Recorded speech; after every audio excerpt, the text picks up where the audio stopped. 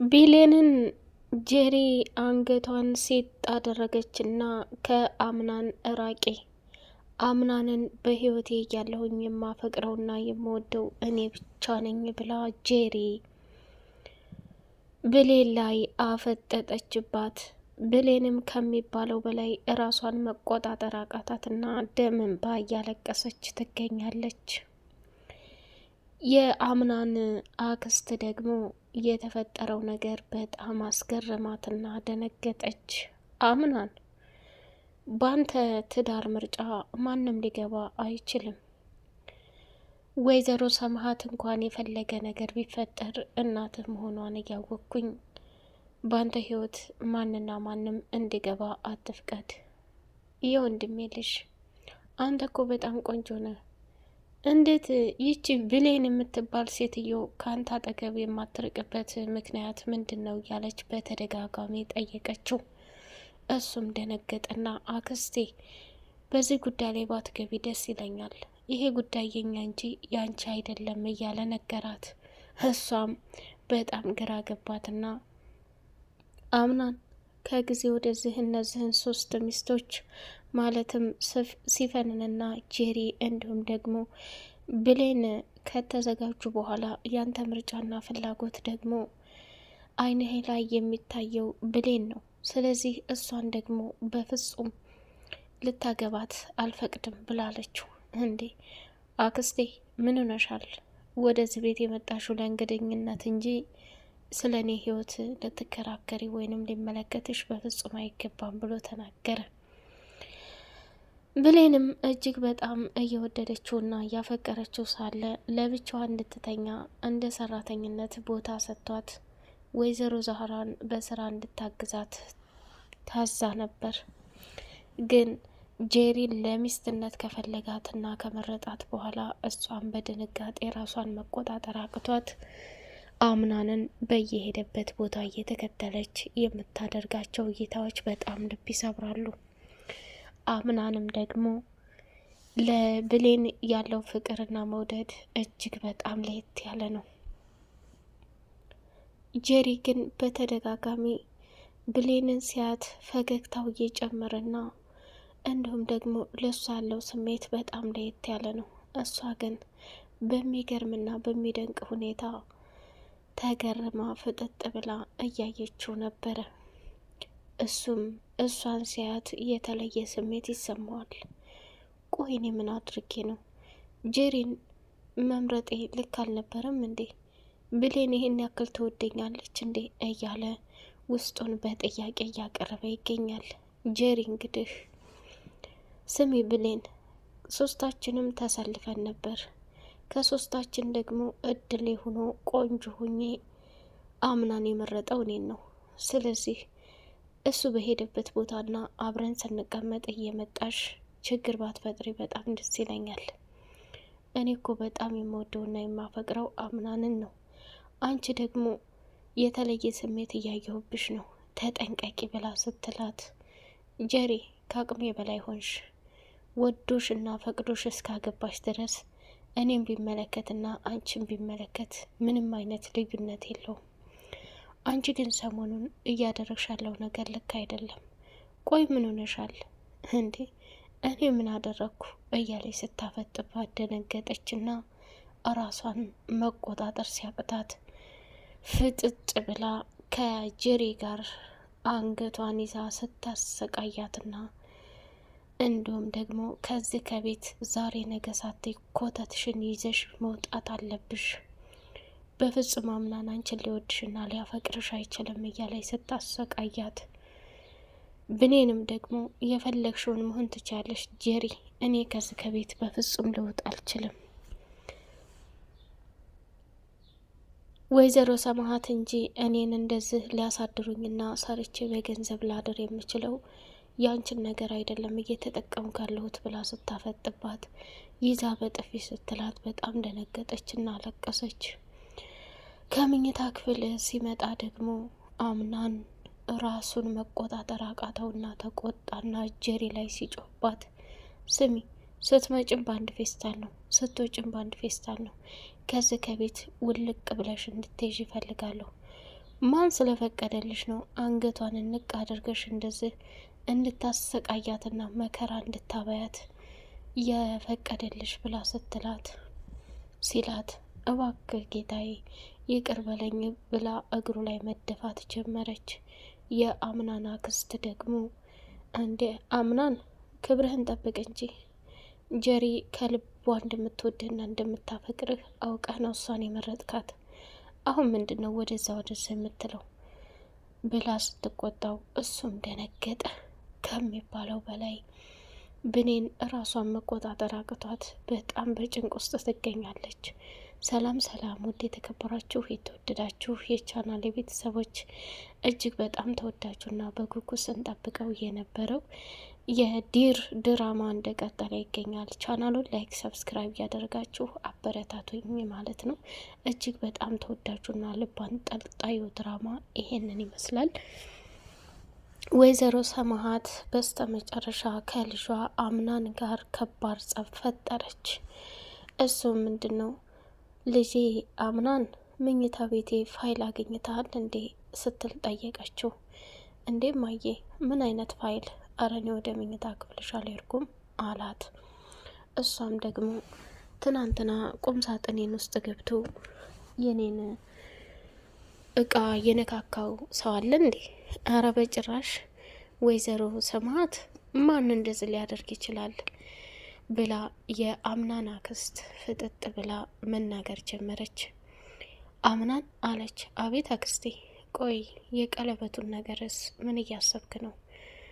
ጊዜው እኛም የመጣንበትን አላማ እናቀድ አሳክተን ወደ መጣንበት መመለስ አለብን። ስለዚህ የቀለበቱን ጉዳይ አስብና ከሙሽሪት ጋር ቶሎ ተጣመር አለችው። እንዲ አክስቴ ጊዜና ሰዓቱ ሲደርስ ሁሉም ይስተካከላል። ይልቁስ እማዬ ምን አይነት መረጃና ፋይል ነው የጠፋሽ? ብሎ ሲል ሲፈንም ድርቅ ብላ ቀረች።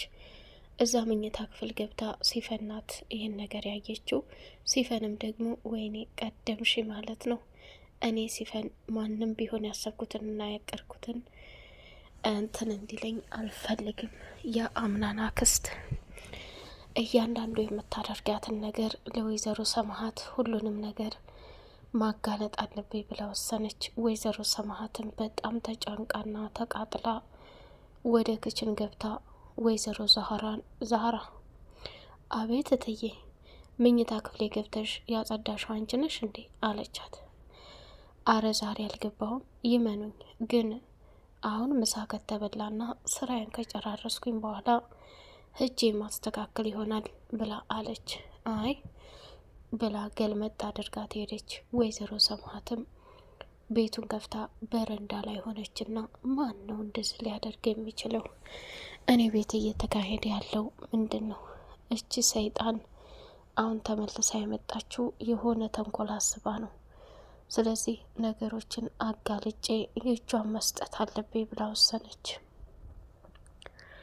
አሁን እዚህ በረንዳ ላይ ምንም ማድረግ አልችልም፣ ወደ መኝታ ክፍሌ መግባት አለብኝ አለች።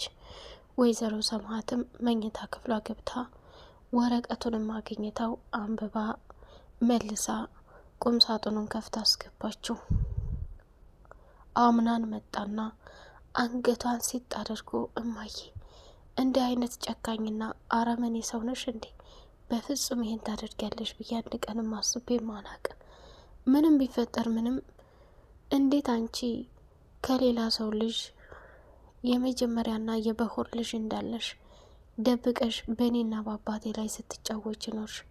ክፋትና ተንኮል እንዲሁም ደግሞ ከምትዩ በላይ እኛ ላንቺ መጥፎና አስመሳይ ሆነን መገኘት የለብንም። አባዬም ቢሆን ያን ያክል እያመነሽና እየወደደሽ፣ አንቺ ግን ሲበዛ ከዳተኛ መሆንሽን ሳይ ራሴን መቆጣጠር ያቅተኛል ብሎ ጨለለ። አንገቷን ሲጥ አደረጋትና ከዛ ቦታ ላይ ሲያስወጣት ቤቱን አሁንም ለቀሽሽ፣ ሁል ጊዜ አምናን ክፉ ነው፣ ሁል ጊዜ አምናን መጥፎ ነው እያልሽ ስትደናበር ነበር። ያ ደግሞ በፍጹም እጅግ በጣም የተከለከለና ከባድ ነገር መሆኑን ተረድቻለሁ። አየሽ በህይወት ጉዞዬና ፍጻሜ እንዳንቺ ያመንኩትና የወደድኩት እናት የለም ነበር። ግን አሁን በህይወቴና በመስመሬ እንድትገቢ በፍጹም አልፈልግም ብሎ ልክ ልኳን ነገራት። እሷም እባክህ እባክህ የኔ ልጅ እንደዛ አታሰቃየኝ እያለች ብትለምነው በጭራሽ መለመንም አልፈለገም። የአምናን አክስት ከጄሪ ጋር ሆና ስላሳለፈችው ሌሊት በሙሉ ጠየቀቻት። አምናን እባክሽ ከትዳር በኋላ እንጂ ከትዳር በፊት ምንም የምናደርገው ነገር የለም ብሎኝ አብረን አልተኛንም እኮ አለቻት። ወይኔ ጉዴ! ምን አይነት መናቅ ነው? ምን አይነት ጉድ ነው? እሱስ ቢሆን እንዴት እንደዚህ ሊል ይችላል እንዴ? ምን ይወጣልሻል? አንቺ እኮ በጣም ቆንጆ ነሽ ጄሪ። አሁንም ቢሆን አምናን ሙሉ ትኩረቱን አንቺ ጋር እንዲያደርግ አብረሹ እንድትሆኝ ይፈልጋለሁ አለቻት። እሺ ታዲያ ምን ልሁን? አሁን ቀጥ ብለሽ አንቺን እኮ አገባሻለሁ ብሎ እንትን ቀለበት ያደረገልሽ ካጠገቡ ሂደሽ የሚፈልገው ልታሟልለትና ከጎኑ መሆን አለብሽ። ያን የማታደርጊ ከሆነ ግን ከባድና ያልጠበቅሽው ነገር ነው የሚከተልሽ ብላ አለቻት። በጣም አዘነችና ወይኔ ጉዴ! ይህንን በፍጹም አምኜ መቀበል አልችልም። ከአሁን በኋላ እዚህ ቤት የምቆይበትና የምኖርበት አላማ ራሴን ማስተካከል አለብኝ ብላ የአምናን አክስትም ራሷን በዛ አይነት መንገድ አስቀመጠች ማለት ነው። ጄሪም በጣም ደስ አላትና የሌሊት ልብስ ለብሳ ወደ አምናን ክፍል ገባች። እሱም አልጋው ላይ ቁጭ ብሎ ስልኩን እየነካካ ነበረ። ይቅርታ ቆየሁኝ አስጠበቅኩህ አይደል እያለች አለችው። አይ ይልቁንስ እንዴት ነሽ? ምንም አላስጠበቅሽኝ፣ የራሴ የምሰራው ስራ ስለነበር ለዛ ነው የቆየሁት አላት። አይደል አለች። እና አንተ ጋር ማደር ፈልጌ ነበር እያለች ስትለው በጭራሽ እኔ ጋር ማደር የለብሽም፣ ለማንኛውም ወደድሽም ጠላሽም አንቺ መሆን ያለብሽ ወደ እዛኛው ክፍል ገብተሽ አልተኛም ታልሽ አንድ ነገር ልተባበርሽ ፈልጋለሁ። የምተኝበትን ፍራሽ አምጪና እዚህ ክፍል መተኛት ትችያለሽ አላት። እሺ አለች። አምናንና ጄሪ ከተኙ በኋላ በድንገት ደግሞ ወይዘሮ ዛህራ ምግብ ምናምን አዘጋጅታ ጣውላ ላይ ያስቀምጣ ነበረ። ከዛ ያንን ጣውላ ላይ የተቀመጠውን ምግብ በሙሉ ከተቀመጠ በኋላ የጎደለ ነገር የለም አለቻት። ብሌን ደግሞ ምንም ነገር የለም ሁሉም ተዘጋጅቷል አለች። እንግዲያውስ አሁን ቀጥ ለጥ ብለሽ ሂጂና ጥሪያቸው። ማንን ነው የምጠራው አለቻት። የምትጠሪውማ ቁርስ የሚበሉትን ሰዎች እንድትጠሪያቸው ፈልጋለሁ ብላለች። ወደ ፎቅ መታ ብሌን አምናንና ጄሪ አንድ ላይ ሆነው ስታያቸው በጣም ተናደደች። ራሷን መቆጣጠር አቃታት። ወይኔ ዛሬማ ጉር ፈልቷል። ጭራሽ አብራው አደረች እንዴ እቺ ተንኮለኛ! ለምንድን ነው ቆይ ብሌን እኔ የምናደደው? አምናን እኮ ወዶና ፈቅዶ ጄሪን አግብቷታል። ስለዚህ የፈለገውን ነገር ማድረግ አለበት። እኔም ደግሞ የራሴን ህይወት መመስረት አለብኝ እንጂ በግድ ካላገባኸኝ ብዬ ከሱ ጋር እንዴት እንደዚህ መሆን አለብኝ ብላ ጥያቄ አቀረበች ማለት ነው። ውድ የተከበራችሁ የቻናል ቤተሰቦች ቻናሉን ላይክ፣ ሰብስክራይብ እያደረጋችሁ አበረታቱኝ። እጅግ በጣም ልብ አንጠልጣዩ ድራማ ይህን ይመስላል። ቀጣይ ፓርት እስከምንገናኝ ሰላም አለይኩም ወራህመቱላሂ ወበረካቱ።